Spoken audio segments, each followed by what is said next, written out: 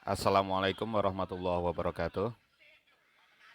Oke, kita bertemu lagi dalam mata kuliah Sejarah Peradaban Islam. Yang akan kita bahas ini adalah tentang masyarakat Arab pra-Islam. Kenapa kita bahas masyarakat Arab pra-Islam? Jadi supaya kita nanti memahami apa sih sebenarnya dampak dari dakwah Nabi Muhammad itu. Kenapa ajaran Islam diturunkannya di Arab, kemudian apa yang berubah sebelum Nabi Muhammad mendakwahkan Islam sampai sesudah Nabi Muhammad mendakwahkan Islam. Apa bedanya? Kan percuma juga kalau sebelum sama sesudah Islam masyarakat di Arab itu nggak berubah sama sekali kan. Ngapain juga diturunin Nabi di situ kan, Nabi terakhir pula. Ya ini karena memang nanti kita bisa lihat perbedaannya. Yang pertama kita bahas tentang masyarakat Arab pra-Islam. Ini ciri umum ya. Masyarakat Arab pra-Islam itu umumnya hidupnya nomaden. Apa nomaden itu? Hidup berpindah-pindah. Berpindah dari satu tempat ke tempat lain. Jadi masyarakat Arab pra-Islam itu ya orang-orang Arab di masa itu lebih dari 80% itu hidup berpindah tempat. Mereka tidak tinggal menetap di satu tempat. Jadi hidup nomaden itu begini. Mereka akan tinggal di tenda-tenda. Tenda-tenda dari kulit yang besar, biasanya besar ya. Mereka akan tinggal di sana. Berpindah dari satu tempat ke tempat lain. Biasanya mereka akan menempati sebuah oasis. Tahu oasis itu apa? Ya, sumber air di gurun. Ya, yang karena ada sumber air, otomatis di sekelilingnya itu pasti tanahnya subur. Karena ada sumber air di sekelilingnya subur. Nah, orang-orang Arab itu akan tinggal di sekitar oasis itu untuk menggembalakan domba-domba, unta dan sebagainya.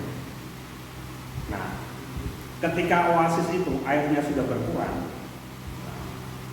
unta itu sanggup sekali minum. Dalam sekali minum 3 menit itu bisa minum air itu sampai 150 sampai 200 liter dalam 3 menit. Unta. Iya. Makanya kan kalau saya nggak tahu istilah ini dipakai nggak. Di saya itu kalau ada orang yang minumnya banyak, itu dasar unta. Karena unta itu minumnya banyak. Tapi unta juga tahan untuk tidak minum dalam waktu yang aman. Unta-unta tertentu yang biasa digunakan untuk perjalanan yang panjang itu mereka bisa sekali minum sampai 200 liter nih. Tapi nanti dalam sebulan dia nggak minum sama sekali. Cadangan airnya itu disimpan di pembuluh darah yang ada di punuknya itu. Jadi disimpan di pembuluh darah itu. Makanya dalam waktu lama dia nggak. Nah, orang-orang Arab itu hidup tinggal di tenda-tenda itu.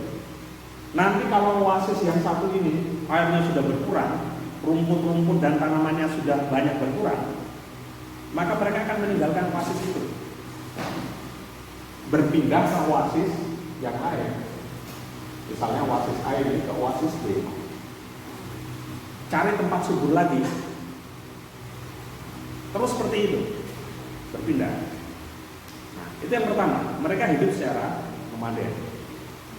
Ciri yang kedua, ciri umum yang kedua,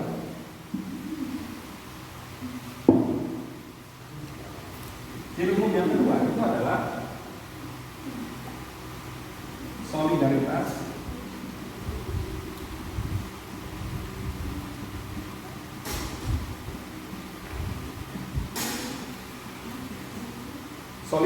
kesukuan yang kuat.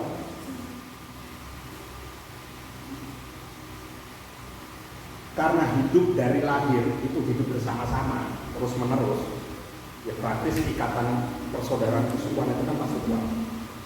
Yang mereka tinggal di oasis itu biasanya satu suku. Satu suku itu macam-macam ya. Ada yang suku besar, ada yang suku kecil. Ada suku-suku kecil yang hanya terdiri dari mungkin 20-25 orang. Ada juga suku besar yang sampai 150 orang. Ya, kenapa solidaritas kesukuan ini bisa tumbuh begitu kuat? Ya karena hidup bersama-sama. Dan mereka harus menghadapi kondisi alam yang dahsyat di mana itu. panas pertama. Suhu di Arab itu kalau musim panas di siang hari puncak panas-panasnya itu bisa sampai 58 derajat Celcius. Di kita aja 34 derajat Celcius kalau lagi panas-panasnya, baru 34 derajat Celcius itu jarang-jarang. Rata-rata kalau kita lagi panas-panasnya biasanya cuma 32, 33 aja. Itu pasti ngomongnya udah kayak gini. Di Arab puncak musim panas itu bisa mencapai 58 derajat Celcius.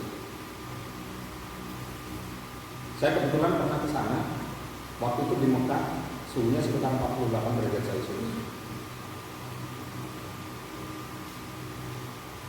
Teman-teman saya yang lain rombongan itu pada pakai lip gloss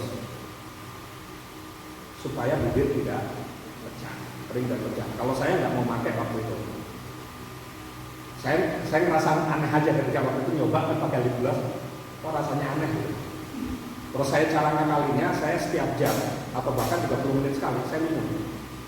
Jadi saya selalu kemana-mana selalu bawa botol minum kecil gitu. Jadi setiap 30 menit itu saya minum walaupun cuma beberapa teguk. Terus basahin. Teman saya ada yang minumnya jarang, nggak pakai lip gloss. Itu bibirnya pecah sampai berdarah. Saking panasnya. Dan karena memang tidak terbiasa gitu. Nah, bayangkan hidup di tempat yang panasnya luar biasa.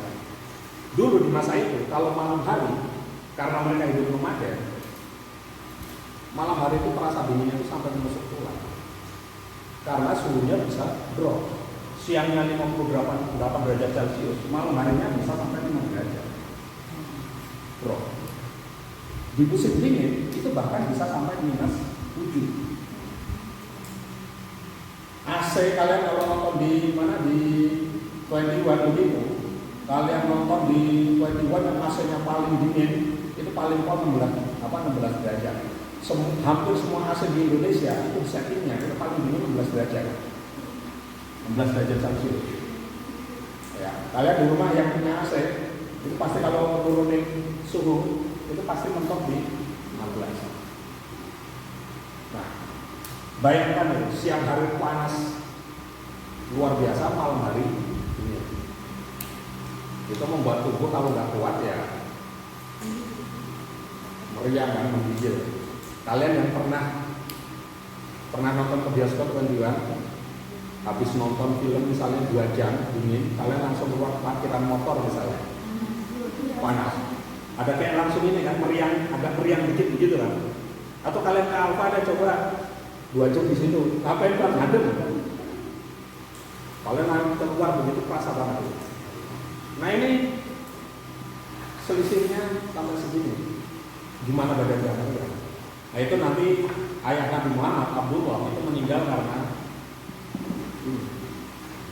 perjalanan panjang melelahkan, perbedaan suhu yang ekstrim itu membuat ayahanda Nabi Muhammad Abdullah itu kemudian menderita demam yang umumnya dikenal sebagai demam turun, kemudian meninggal. Begitu pula ibunda Nabi Muhammad. Siapa ibunda Nabi Muhammad? Aminah. Itu juga meninggal karena itu. Nah, orang yang hidup di wilayah yang ekstrim begitu, dari kecil sampai dewasa bareng-bareng, itu pasti menumbuhkan solidaritas kesukuan. Ada yang tahu anak Vespa nggak kalian? Vespa itu kan touring kemana-mana kan, anggotanya banyak. Solidaritasnya jangan ditanya, kuat banget. Kalian naik motor begini, ya yang tahu ini, kamu tahu ya? Itu kamu bisa kok touring dari sini sampai ke Aceh, itu bawa duit 50.000 juga bisa. Cukup. Nanti di tiap ini berhenti aja, calling aja. Weh Lampung, ada ini ya, anak saya mampir sini bang. Nginep, kasih makan, kasih bekal, lanjut lagi. Bayangkan orang-orang yang hidup nomaden tadi berpindah dari satu tempat menghadapi cuaca yang ekstrim, badai pasir. Badai pasir itu bisa datang tiba-tiba. Apalagi orang yang tidak begitu mengenal alam. Itu badai pasir itu lagi pindah itu, badai pasir yang gawat itu bisa memindahkan gunung mana? Ya, badai pasir yang kuat itu bisa memindahkan gunung. Bukan gunung batu maksudnya, gunung pasir. Gunung pasir begini dihajar oleh badai, Kalau ini kan diterbangkan ini kan, pasirnya diterbangkan angin. Lama-lama berkurang, dia menumpuk di sisi yang lain. Bukan gunung batu pindah begitu, bukan. Ya, nggak bisa kalau begitu. Jadi gunung pasir. Jadi berkurang terus dia dipindah numpuk di tempat lain. Oke, solidaritas kesukuan yang sangat kuat. Solidaritas kesukuan itu nanti terwujud dalam banyak hal. Misalnya begini, ada prinsip begini di kalangan orang-orang satu suku itu. Right or wrong, he is my brother. Kalau bahasa Inggrisnya begitu. Mau bener mau salah, dia saudara saya. Pokoknya dia berbuat dolim atau didolimi, gua akui dia adalah saudara saya. Jadi saudaranya mau berbuat benar atau berbuat salah, ya saya bela. Pokoknya saudara satu suku itu akan dibela mati-matian. Mau dia berbuat salah atau dia yang didolimi, pokoknya dia saudara saya, dia harus dibela. Itu sampai seperti itu. Karena di alam liar yang ganas begini, kalau saya dapat masalah, siapa yang akan melindungi saya? Ya saudara satu suku. Makanya ketika saudara satu suku saya mendapat masalah, saya akan membela dia juga. Nah itu sampai seperti itu. Nah gara-gara solidaritas kesukuan yang sempit begini, ini memunculkan ciri berikutnya.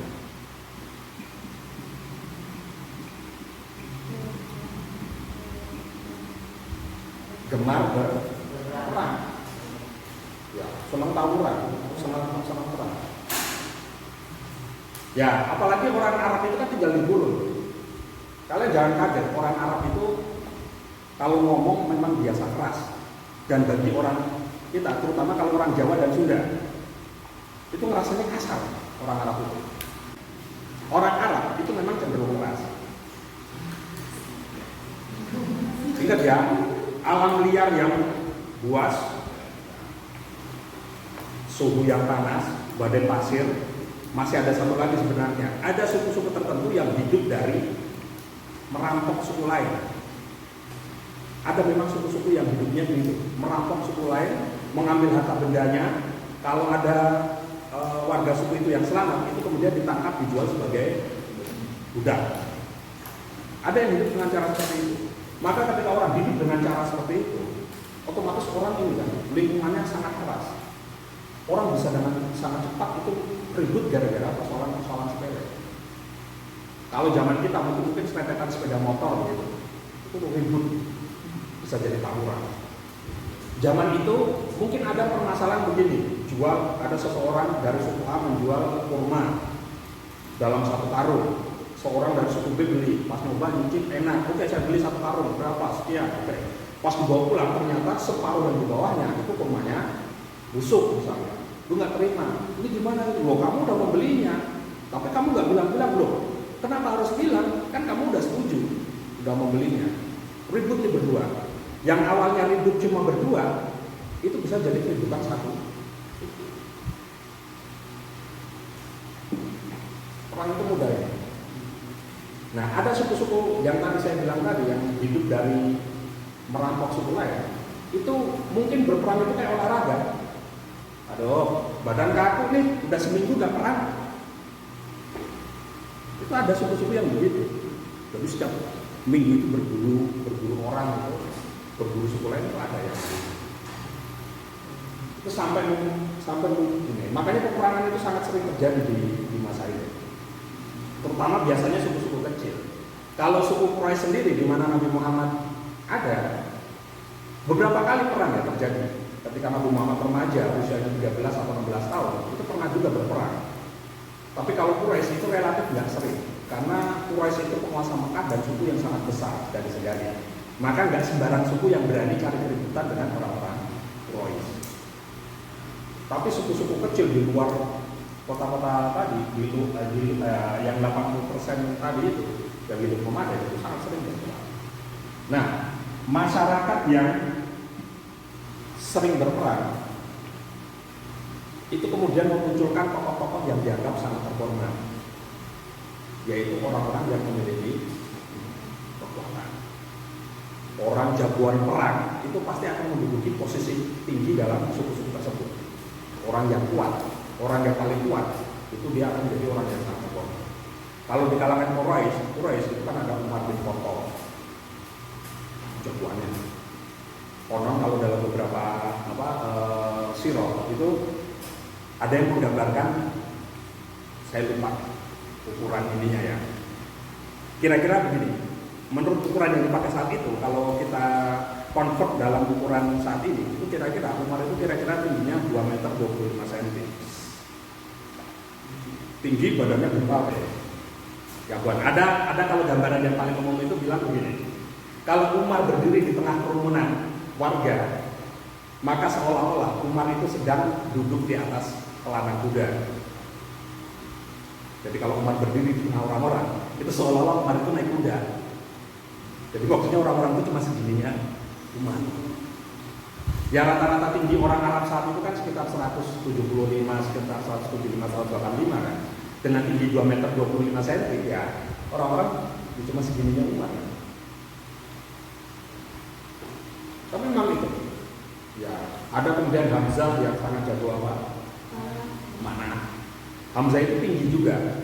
Ada yang mengatakan tingginya itu sepantaran sama Umar. Tapi kalau Hamzah itu semampai. Kalau kalian nonton film Umar yang ada di film itu kan gambarannya beda ya. Umar itu tinggi semampai, ganteng kan. Ya, maklum itu film, namanya film itu harus dibuat menarik juga. Kalau dalam gambaran sesungguhnya kan dalam sejarah Umar itu kan tinggi, besar, kepal, botak, wajahnya keras kasar gitu, menyiratkan wajah yang putih, berangasan gitu. Ya Umar itu kan memang gayanya begitu. Masuk Islam pun nanti masih begitu, sampai beliau menjadi khalifah baru tampak sisi lembutnya siapa? Umar itu baru ada. Nah, orang-orang yang kuat itu menempati posisi tinggi di kalangan suku-suku Arab itu. Maka orang-orang yang lemah itu berada di sisi sebaliknya. Orang yang lemah itu dianggap rendah. Siapa yang paling lemah di antara orang-orang itu biasanya? Perempuan dan anak-anak. Nah, terutama perempuan. Di beberapa suku, dalam kondisi misalnya suku A sedang dalam kondisi berperang dengan suku B,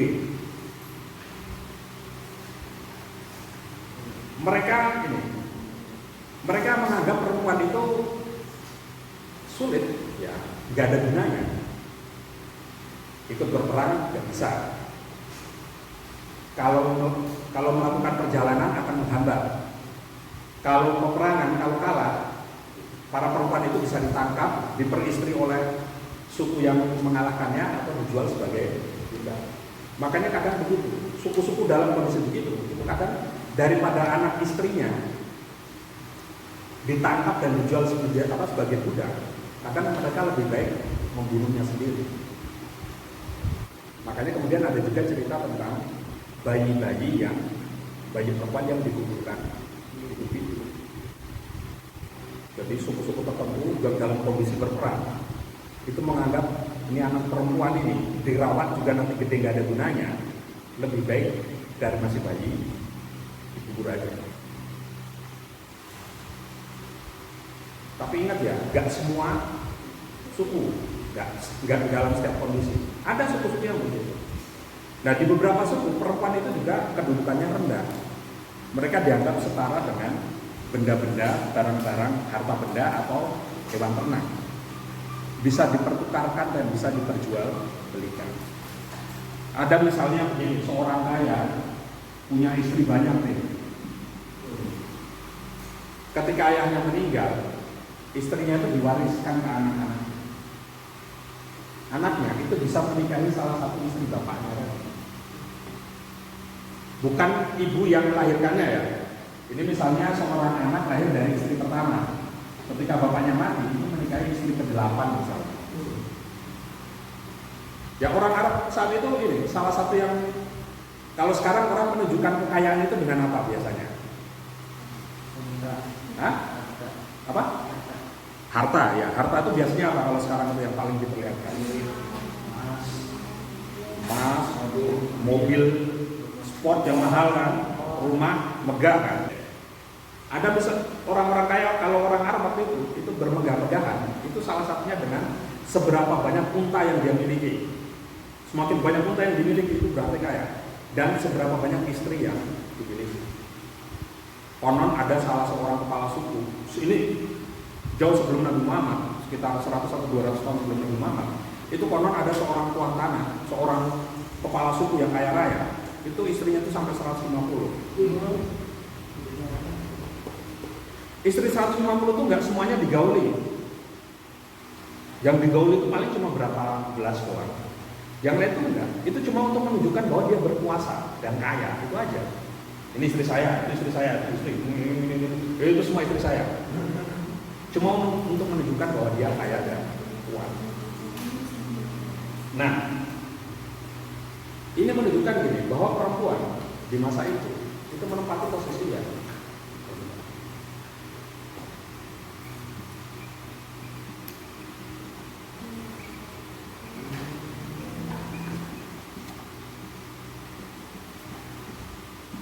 Derajat perempuan yang tinggi. Oke. Ya. Nah, ini 4 ciri yang pertama. Ini saling berkaitan tadi kan. Yang pertama nomaden, karena hidup nomaden menghadapi kondisi alam dan hidup yang berat itu maka memunculkan solidaritas kesukuan yang sangat kuat.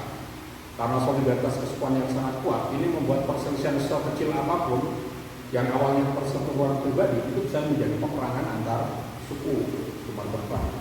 Karena peperangan itu menjadi hal yang umum, maka orang-orang dengan kedudukan yang kuat itu akan dihormati. Sementara perempuan yang dianggap lemah itu derajatnya rendah. Yang kelima, ini tidak berhubungan langsung. Yang kelima itu adalah menyembah berhala. Orang Arab pra-Islam itu banyak diantaranya yang menyembah berhala. Saya katakan banyak karena memang tidak semuanya. Lalu orang yang menyembah berhala itu sebenarnya mempercayai Allah nggak sih? Ya sebenarnya mereka itu sebagian besar itu mempercayai Allah. Dalam Al-Quran pun disebut berkali-kali kan, bahwa ketika ditanya siapakah yang menciptakan alam semesta ini, langit dan bumi seisinya, mereka akan menjawab Allah. Lantas kenapa kalian tidak menyembah Allah? Ya karena nenek moyang kami mengajarkannya begitu. Mereka mempercayai Allah sebagai Tuhan pencipta, tapi mereka menyembah berhala. Ya orang-orang itu percaya Allah itu Tuhan pencipta, tapi mereka menyembah berhala. Alasannya sih begitu, bahwa kami menyembah berhala itu semata-mata untuk mendekatkan diri kami kepada Allah. Alasannya begitu. Allah itu kan terlalu agung, terlalu abstrak, nggak bisa dibayangin. Maka kami menyembah berhala supaya bisa mendekatkan kami kepada Allah. Alasannya begitu. Ya, itu yang dilakukan oleh mereka. Jadi orang penyembah berhala itu bukan nggak percaya Allah, mereka meyakini Allah dan percaya Allah itu Tuhan. Nah, berhala-berhala itu ada yang namanya yang paling besar itu adalah Lata, Uzza, dan Manat atau Manata. Yang dianggap paling besar itu adalah Tubal. Tubal itu ada patungnya diletakkan di dalam Ka'bah. Nah ini mereka menyembah ini. Haji yang dilaksanakan di masa itu juga biasanya digunakan untuk pemujaan berhala ini. Di sekitar Ka'bah itu, keliling Ka'bah itu ada 350 berhala. Setiap suku itu berhala sembahannya sendiri-sendiri. Suku yang hidup dengan berkuda dan sebagainya, mungkin mereka akan meletakkan dewa yang wujudnya itu mirip kuda misalnya. Ada 360 dewa. Ya, jadi penyembah berhala itu bukan tidak percaya Allah ya. Mereka tetap mempercayai Allah, tapi mereka menyembahnya berhala-berhala ini. Nah, ini 5 ciri umum masyarakat Arab pra-Islam. Ingat ya, ini ciri umum. Artinya tidak semua orang Arab itu seperti ini. Ada orang-orang yang berbeda dari ciri-ciri ini. Ya misalnya soal menyembah berhala. Keluarga Nabi Muhammad, Bani Hashim, itu seumur-umur memang tidak pernah menyembah berhala. Nabi Muhammad dari anak kecil, dari masih kecil itu memang tidak menyembah berhala. Karena kakeknya Abdul Muthalib maupun Abdullah itu bukan penyembah berhala. Nah, orang-orang itu yang disebut orang-orang Hanif atau Kunafa. Orang-orang yang tetap lurus. Hanif itu lurus. Maksudnya orang-orang yang berpegang pada ajaran Nabi Ibrahim. Jadi yang tetap lurus. Sementara yang lain sudah menyimpang menyembah berhala macam-macam, sekelompok orang itu tetap Hanif, tetap lurus, hanya menyembah Allah saja. Banyak nanti, termasuk nanti yang jadi salah satu musuh Nabi Muhammad yang terbesar, Umayyah. Umayyah itu seorang Hanif. Umayyah itu bukan penyembah berhala, tapi nanti jadi musuh Nabi Muhammad. Nah, itu jadi petunjuk untuk materi pelajaran kita berikutnya nanti, bahwa dakwah Nabi Muhammad ditentang itu bukan semata-mata karena Nabi Muhammad mengajarkan tentang Allah, tentang tauhid saja, tapi ada dampak politis, ekonomi, sosial yang diakibatkan dari dakwah Nabi, yang mengancam para birokrat, para aristokrat, para juragan kaya di masa itu. Oke, sampai sini dulu. Oke, kita cukupkan sekian. Wallahul muwaffiq ila aqwamit thoriq. Wassalamualaikum warahmatullahi wabarakatuh.